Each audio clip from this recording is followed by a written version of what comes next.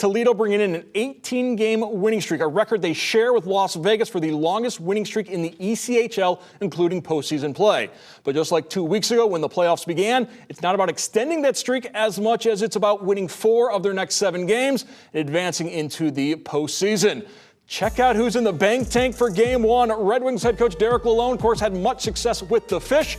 15.5-minute delay in the first period after replacing a pane of glass, which proved to be a pain in the, well, you know. Finally back underway late in the first. Brandon Hawkins sets up Jason Willem. Shot goes wide.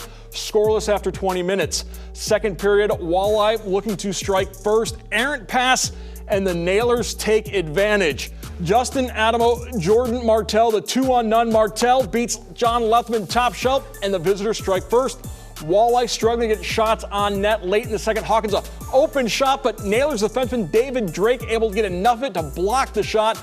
Toledo down a goal going to the third. Shots finally starting to get through. Mitchell Lewandowski off Jackson Castor, rebound right to Lewandowski, bats it in, and with just over 5 minutes to go, game is tied. Walleye had some chances to win it in regulation, but it goes to overtime, and midway through, Hawkins, he won Game 1 against the K-Wings in overtime, wins Game 1 of the Nailers series in overtime. The MVP coming through in the clutch as the Fish have now won 19 in a row. They take Game 1 in dramatic fashion.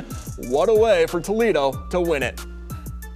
Well, I mean, he does it over and over again. You know, that's, you know, to start a series twice in a row with an overtime game and game winner, it just, you know, it's a huge credit to him. He just shows up and consistently does what we need him to do. We were sloppy in that first period with our puck management. We wouldn't shoot the puck, and so we became easy to play against. And then we became a little bit more desperate, started to generate first and second chance opportunities, and then our forecheck got better and better as the game went on.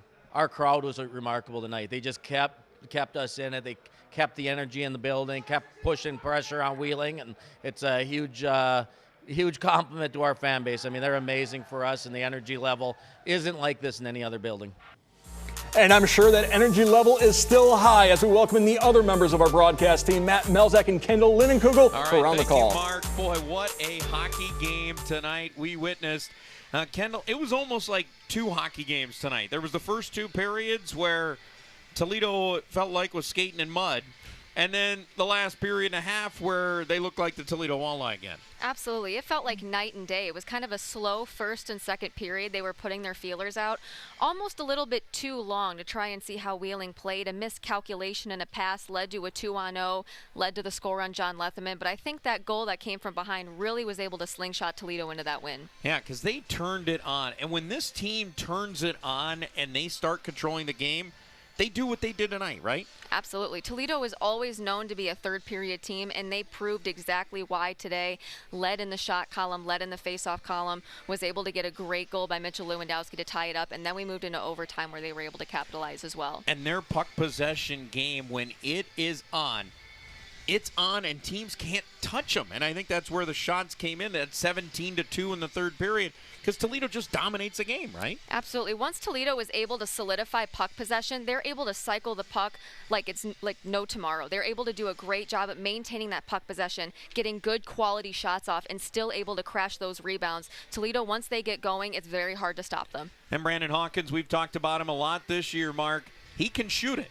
And he certainly did at that moment, but we talked about it right at the end of the broadcast. That play doesn't happen if Trenton Bliss isn't able to keep control of the puck. He's so strong at keeping control of it. He's the one who set it up over to Hawkins. And, of course, Brandon, we know he can finish it, and he certainly did. What do we have for an encore tomorrow? Who knows when we get to Game 2?